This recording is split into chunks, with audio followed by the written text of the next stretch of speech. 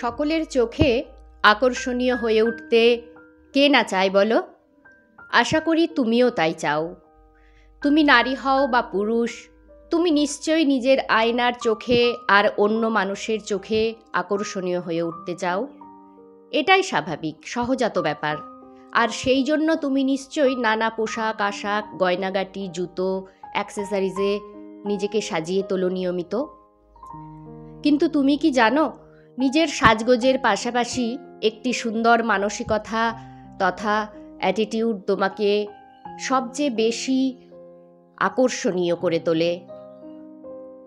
Attitude হলো সময়ের সঙ্গে সঙ্গে কিছু পূর্বানুভূতির সমন্বয়, যা আমাদের ঘটনা বা অন্যান্য ব্যক্তিদের সম্পর্কে একটি নির্দিষ্ট উপায়ে কাজ করতে, চিন্তা করতে এবং অনুভব করতে দেয়।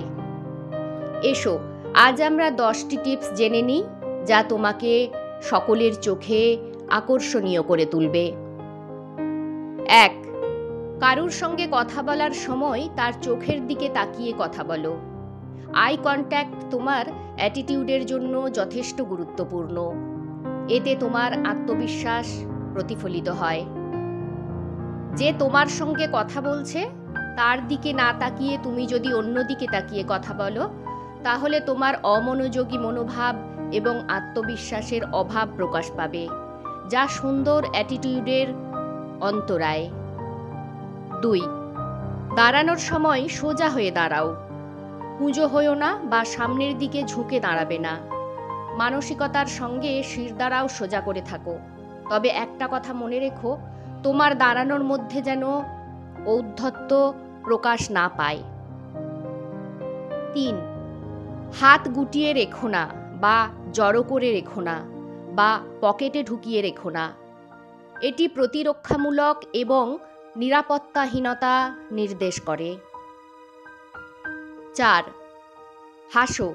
কথা বলার সময় হাসি মুখ এবং মুখের প্রশান্তি বজায় রাখো। কথা বলার সময় বিরক্ত হয়ো না বা বিরক্তিকর ভাব প্রকাশ করো না। তবে অতিরিক্ত হাসাও উচিত নয়।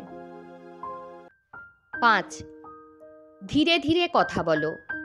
তোমার কথাগুলো যেন স্পষ্ট, যুক্তিপূর্ণ হয়। অযৌক্তিক ও অপ্রাসঙ্গিক কথা বলা থেকে বিরত থাকো। 6. কথা বলার সময় হাত বা শরীরের ব্যবহার করো। হাত বা শরীরের মার্জিত ব্যবহার তোমাকে অনেক আকর্ষণীয় করে তুলবে। তবে দেখো তা যেন মাত্রাতিরিক্ত না হয়।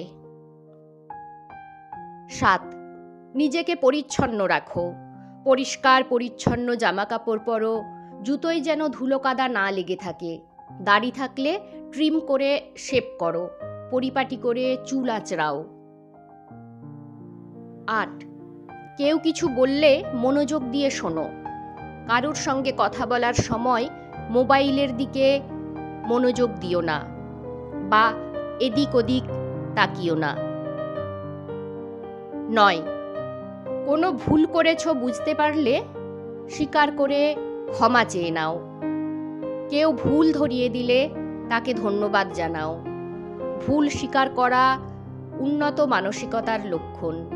কিন্তু ভুল স্বীকার না করে নিজের পক্ষে নানা রকম অজুহাত দেওয়া বা ভুল স্বীকার করতে অস্বীকার করা তোমার অ্যাটিটিউডকে খারাপ করবে।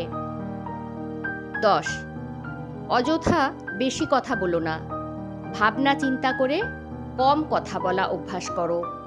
কথা বলার সময় ভুল তথ্য দিও না।